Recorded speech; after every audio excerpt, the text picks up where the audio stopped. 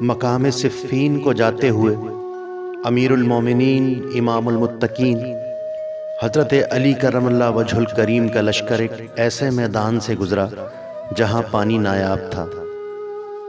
پورا لشکر پیاس کی شدت سے بے حال ہو گیا۔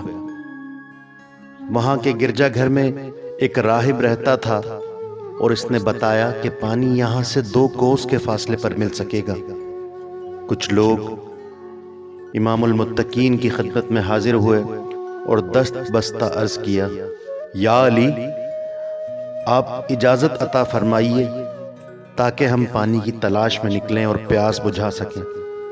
یہ سن کر آپ علیہ السلام اپنی سواری پر سوار ہو گئے اور ایک جگہ کی طرف اشارہ کر کے ارشاد فرمایا، اے لوگوں، اس جگہ پر جاؤ اور زمین کو کھودو۔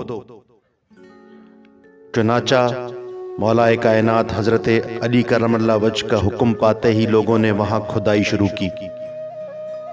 ابھی کچھ دیر ہی گزری تھی کہ اس مقام پر ایک پتھر نمودار ہوا۔ آپ نے حکم دیا، اس پتھر کو نکالو۔ لوگوں نے بے حد کوشش کی لیکن تمام آلات بیکار ہو گئے اور پتھر نہ نکل سکا۔ یہ دیکھ کر مولا کائنات کو جلال آ گیا اور آپ نے اپنی سواری سے اتر کر آستین چڑھائی اور دونوں ہاتھوں کی انگلیوں کو اس پتھر کے دراڑ میں ڈال کر پتھر باہر نکال پھینکا۔ ابھی پتھر کا اس مقام سے ہٹنا تھا کہ لشکر والوں نے کیا دیکھا کہ اس پتھر کے نیچے سے ایک صاف، شفاف اور شینی پانی کا چشمہ ظاہر ہو گیا۔ یہ دیکھ کر لشکر والوں میں خوشی کی لہر دوڑ گئی اور تمام لشکر اس پانی سے سیراب ہو گئے۔ لوگوں نے اپنی جانوروں کو بھی پلایا اور لشکر کی تمام مشکوں کو بھی بھر لیا۔ جب لشکر اپنی ضرورت پوری کر چکا تو آپ علیہ السلام نے اس پتھر کو دوبارہ اپنی جگہ رکھ دیا۔ گرجا گھر کا عیسائی راہب آپ کی یہ کرامت دیکھ کر دست بستہ آپ کے سامنے حاضر ہوا اور عرض کرنے لگا، کیا آپ فرشتہ ہیں؟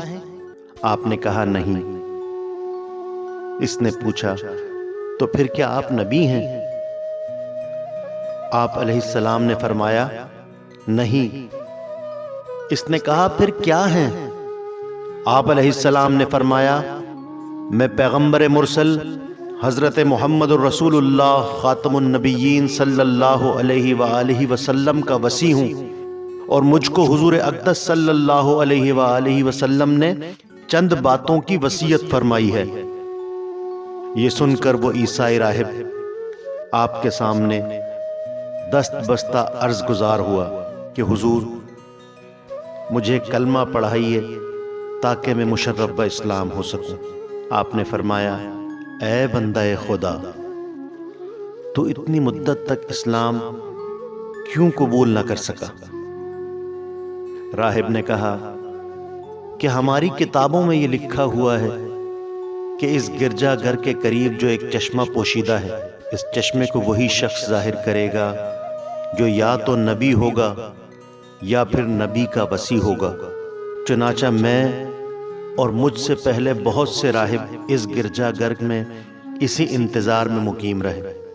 آپ نے یہ چشمہ ظاہر کر دیا تو میری مراد برائی، اس لیے میں نے آپ کے دین کو قبول کر لیا۔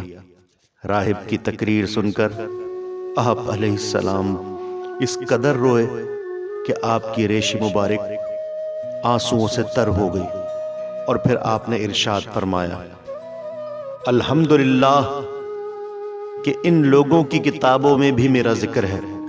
یہ راہب مسلمان ہو کر آپ کی خادموں میں شامل ہوا اور آپ کے لشکر میں داخل ہو کر شامیوں سے جنگ کرتے ہوئے شہید ہو گیا۔ حضرت علی کرم اللہ وجہ الکریم نے اپنے دست مبارک سے اس کی تدفین فرمائی اور اس کے لیے مغفرت کی دعا فرمائی۔